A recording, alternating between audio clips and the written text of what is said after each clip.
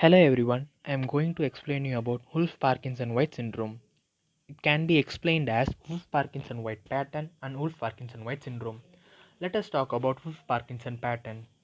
In the normal conducting heart, the impulse follow through the pathway of SA node, AV node, bundle office and walls of the ventricle.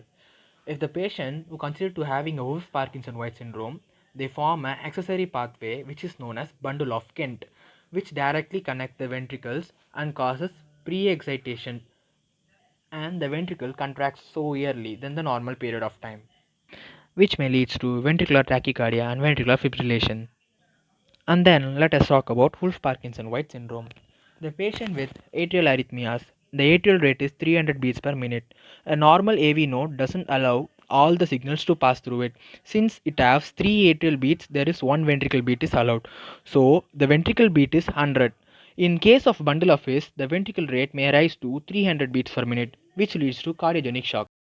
Let's see the ECG changes of Wolff-Parkinson-White syndrome. You can notice a short PR interval and the formation of delta wave at the starting of QRS complex.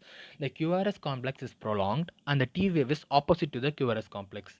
The PR interval is less than 120 milliseconds and the QRS complex is greater than 110 milliseconds. Let's come to treatment part. We can treat with Parkinson-White syndrome by giving pharmacological drugs. The second method is radio abbreviation frequency catheter. In this method, we can put down the bundle of Kent and stop the conductivity. And the third is by using arithmetic drugs. Thanks for watching.